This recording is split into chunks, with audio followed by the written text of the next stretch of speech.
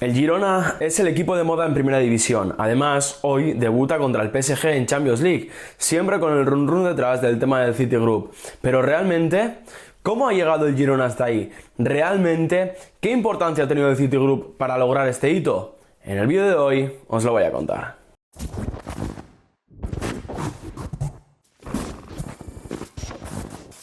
Un saludo y bienvenidos un día más al canal. Como ya os he comentado en la introducción, hoy vamos a tratar de responder a esas preguntas. ¿Cómo ha llegado el Girona a debutar en el día de hoy ante el PSG en una Champions League? ¿Cómo ha llegado el Girona a ser uno de los equipos que realmente en las últimas temporadas o en la última temporada y media, está siendo uno de los equipos más importantes en primera división? Un equipo que realmente hace algunos años no era para nada importante en el fútbol español.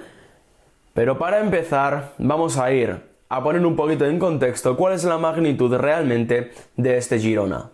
Y lo primero que vamos a hacer va a ser ubicarlo en el mapa, porque realmente Gerona, como se conoce realmente la capital donde juega el Girona,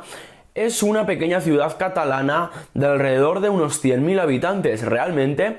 prácticamente el 100% de los habitantes de Girona podrían entrar en el Camp Nou, algo que parece bastante sorprendente. Además de eso, hasta el último ascenso del Club Deportivo Leganés, Montilivi, el estadio donde juega el Girona, era el campo más pequeño de primera división. Y para hablar de lo que es el Girona hoy en día, de ese equipo importante que, como digo, va a debutar en el día de hoy en la Champions League, vamos a irnos hasta la temporada 1934-1935, que sería aquella temporada en la que el Girona por primera vez jugaría en segunda división. Después de la Guerra Civil Española estaría entre segunda y tercera, hasta que en la temporada 1959 descendería definitivamente a tercera división, donde estaría durante los siguientes 20 años. La década de los 80-90 fue la más complicada para el equipo gironí, porque tras varias temporadas, como decía, entre segunda y tercera, tuvieron una deuda que ascendió a los 15 millones de euros y por esta deuda, por este aspecto económico,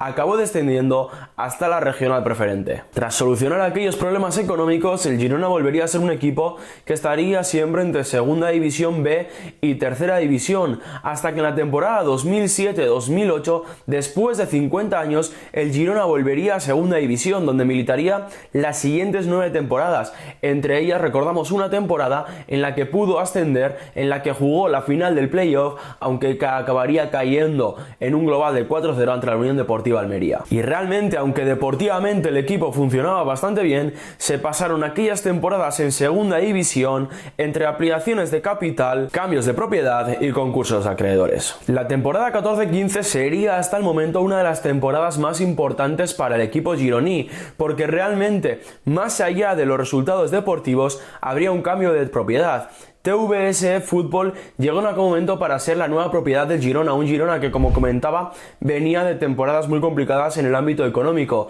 Con la llegada de la nueva propiedad francesa, realmente llegaron personas importantes para el cuerpo técnico y sobre todo llegaron personas importantes para la dirección deportiva del equipo, porque a pesar de que TVS Fútbol fuera una empresa francesa, realmente, como bien dijo la nueva propiedad, el Girona pasaría en aquel momento a realmente gestionarse por gironís. De la mano de la nueva propiedad llegaría primero Pere Guardiola, actualmente presidente del Consejo de Administración del Girona. También llegaría Del Figelli, que sigue siendo a día de hoy el presidente ejecutivo y evidentemente una de las personas más importantes en el proyecto del Girona en las últimas temporadas, el director deportivo Quique Cárcel. La nueva propiedad llegaba con la idea de construir un proyecto a futuro y realmente, analizándolo 10 años después y viendo quiénes fueron esas personas importantes que ya he mencionado que llegaron a la dirección deportiva del equipo, pues evidentemente creo que esta nueva propiedad no mentía y que realmente sí que estaban construyendo un proyecto a futuro. Tras 2 temporadas con esta nueva directiva, el Girona en la temporada 2017 conseguiría por primera vez el 4 de junio de aquella temporada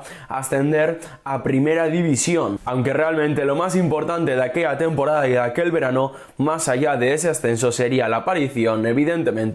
del City Group. El City Football Group es una multipropiedad cuya propiedad mayoritaria la tiene Abu Dhabi, en torno a un 80%. Es una propiedad o una multipropiedad que cuenta a día de hoy con 13 equipos, aunque en aquel entonces, en el momento en el que Girona se une a este grupo sería el sexto equipo. Dentro de esta propiedad, evidentemente, hay diferentes modelos de negocio. Por ejemplo, el New York City, evidentemente, es una marca que se quiso construir en Estados Unidos, una de las mayores potencias económicas en el mundo. En cambio, con el Girona, el objetivo principal era primero la captación de talento en Cataluña y en la península ibérica o en España, y evidentemente potenciar la relación entre clubes. Por eso, como podéis ver, el Girona ni cambió de escudo ni cambió de colores, como sí pasó, por ejemplo, como decía, con el New York City, porque, como digo, el objetivo realmente era meramente deportivo. De ahí que, por ejemplo, todos los nombres que comentaba antes, Pere Guardiola o incluso Quique Cárcel, no fueron sustituidos a la llegada de la nueva propiedad. Aunque todos podíamos pensar que con la llegada de Abu Dhabi, del dinero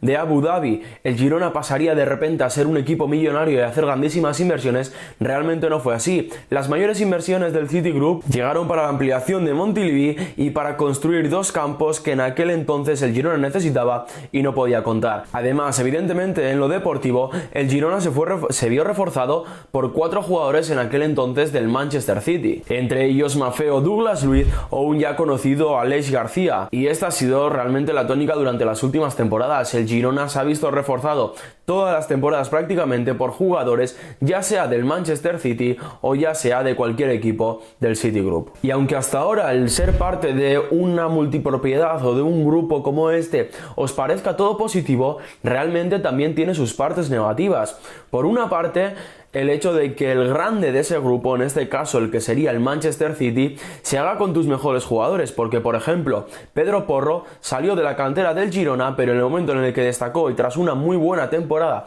en primera división con el Girona, el City lo fichó y se quedó en propiedad, como decía, con el lateral derecho. Por otra parte, también tenemos el caso de Savinho, aunque este realmente venía desde el Troyes. En este caso volvería a pasar lo mismo, aunque después lo analizaremos, porque yo creo que detrás de este fichaje hay también un tema legal de cara a la Champions que después, como digo, explicaremos. Pero en este caso también estaríamos hablando de un jugador que llega al Girona, que hace una muy buena temporada cedido y que vuelve a marcharse al que sería el grande de la multipropiedad. Y por último, y algo que no se nos puede escapar, hay que entender que el objetivo final, evidentemente por encima de todo de las multipropiedades, es el tema económico, es generar dinero, y al final ha habido muchos casos como el de Pablo Maffeo, Jan Couto o Tati Castellanos, que tras una buena temporada en el Girona han sido vendidos a equipos de fuera de la multipropiedad. Y esto al final es muy fácil de entender. Evidentemente, lo lógico en cuanto al objetivo deportivo sería que estos jugadores pudieran seguir en el Girona o en cualquier otro equipo de la multipropiedad para que ésta pudiera seguir creciendo en lo deportivo, pero al final lo que hay que entender es que detrás de todo esto hay mucho dinero, muchos intereses económicos, y al final, si esto contamos la multipropiedad como una sola bolsa, si por ejemplo en el caso de Jan Couto el Manchester City lo vende al Girona, tendría 20 millones de beneficio para el Manchester City, pero 20 millones de pérdidas para el Girona, por lo tanto se quedaría en cero. En cambio, si Jan Couto o el Tati Castellanos son vendidos a otro equipo de fuera de la multipropiedad, pues esos 20 millones son íntegros, son beneficio íntegro para la multipropiedad. Pero bueno, vamos a volver a lo deportivo y vamos a seguir con aquella temporada 17-18, porque la temporada del Girona en primera fue muy buena. Con 51 puntos consiguieron salvarse con solvencia y de hecho consiguieron la segunda mejor puntuación de un debutante en primera división. La segunda temporada no fue tan buena y acabó descendiéndose de nuevo a segunda división. Tras 2 temporadas en segunda, quedándose a las puertas del ascenso y perdiendo en esa final del playoff, llegaría una de las personas más importantes en las últimas temporadas para el Girona, Michel Sánchez. Apostaron por él tras haber ascendido tanto a Rayo Vallecano como a Sociedad Deportiva Huesca para que fuera el entrenador que devolviera al Girona a primera división, y tras haber empezado muy mala temporada en puestos de descenso, Quique Cárcel siguió confiando en él y evidentemente Michel respondió y acabó devolviendo en el playoff de ascenso al Girona a primera división. En esa primera temporada de la mano de Michel en primera división se quedan muy cerquita de clasificarse para la Conference. De hecho, en la última jornada, con la derrota del Athletic Club, le valía con ganar a Club Atlético Osasuna, aunque esto sería bastante complicado y sería el equipo navarro el que acabaría clasificándose para esa Conference League. Aunque realmente para mí lo más destacable de aquella temporada es que ya empezaríamos a ver cómo sería la gestión deportiva y cómo sería la gestión de fichajes en aquel Girona, porque llegarían varios jugadores jóvenes que podrían revalorizar revalorizarse, como el caso de Miguel Gutiérrez o Sigankov, también llegarían evidentemente varios jugadores desde el City Group como Yangel Couto o el Tati Castellanos, y sobre todo llegarían dos jugadores veteranos que tenían que sostener ese equipo tan joven como serían Oriol Romeu y también David López. En aquella temporada, como todos recordaréis, también llegó cedido desde el Atlético de Madrid Roro Riquelme. Y vamos a dar el salto ya a la temporada 23-24, a la temporada de la historia, porque una vez más el Girona, volvería a moverse bien en el mercado, aprovechándose de esa red de scouting que tiene detrás el City Group, uno de los mayores beneficios realmente de pertenecer a la multipropiedad. Ficha jugadores que para muchos son desconocidos, como el caso de Dovic, pero que en el momento en el que se les ficha ya se cuenta con que se va a revalorizar y que a las temporadas, en este caso a la temporada, se puedan vender por muchísimo dinero. De hecho, el caso de Artem Dovic creo que es el más sonado en estas últimas temporadas, porque tras ser un auténtico desconocido y llegar desde el Dnipro a la Liga,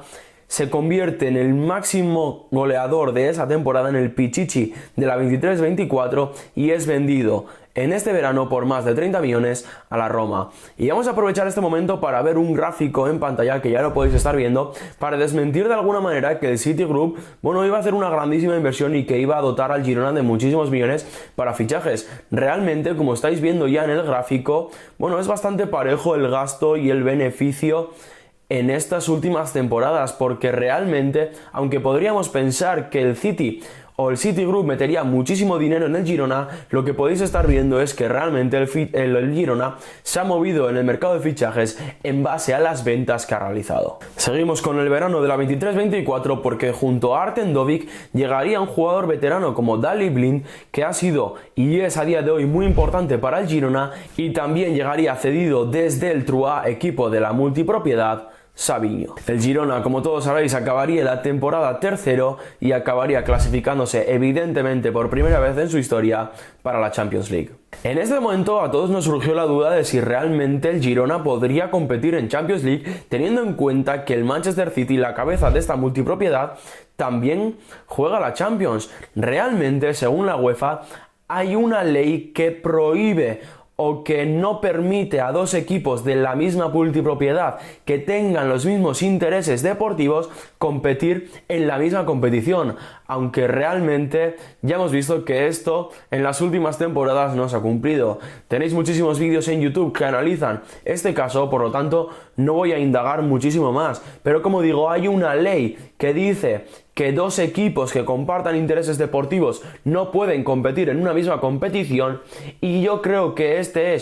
evidentemente esta es la razón para que en este mercado de la 24-25 no haya habido ninguna transacción entre Girona y Manchester City. Y sí, sé que para muchos está el caso de Savinho, pero realmente el brasileño pertenecía al Troyes, que lo dejó cedido en el Girona, aunque todos sabíamos en el momento que explotó en el cuadro gironí el brasileño, que una vez que volviera al Troyes sería fichado por el Manchester City. Y este verano el Girona ha vuelto a hacer otro mercado,